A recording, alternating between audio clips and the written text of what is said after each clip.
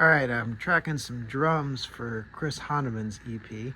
This is kind of what the studio looks like when when I'm in the middle of a project, or at least the control room. I've got my cheap Japanese, I don't know, I guess you call that a badge kit, DIA. I don't know, it's got really old heads on it from the 60s, I think. No port on it. And then this is like 50s era, maybe Kent snare drum with calfskin heads on it, top and bottom, and some 70s new beats. And just wanted to talk about some of the decisions that go into how I record drums like this. So I wanted it to be boomy, but like warm and earthy and not too obtrusive in the mix. So that's kind of behind the choice of the drums themselves. And then in the room, try to keep them out of the middle of the room, because there's always going to be a weird null there that is going to interfere with how the kick is going to sound in the low end.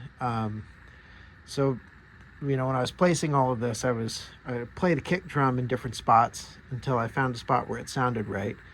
And I leave it there. And it tends to be off center, kind of facing out into the longer dimension of the room.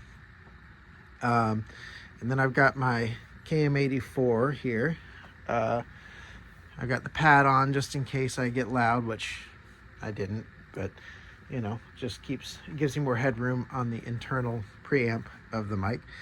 And I'm just using it as kind of an overall, an overhead. I've got it away from the hi-hat. I've got it almost on the same plane as the hi-hat. You tend to get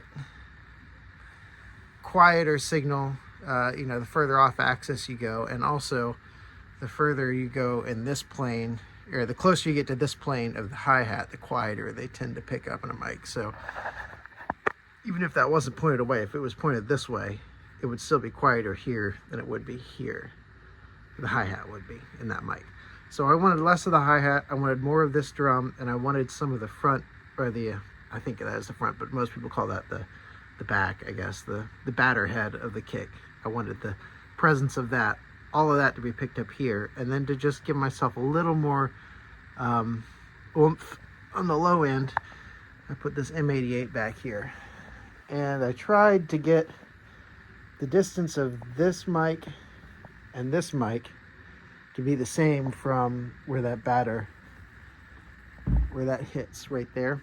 The distance from there to there and there to there is roughly the same. And that means when I put them together in the DAW, they're going to line up. The phase is going to line up. I have to flip the phase of that one. That one's out of phase because it's when this sees that head move away, this one sees that head move toward it. So it's out of phase.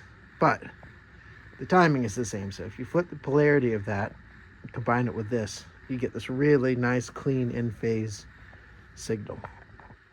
And you'll hear this set up on Half My Heart by Chris Honneman. And I want to pray 'cause I need it, but reach out for a little grace and slow dance around the kitchen, spilling wine all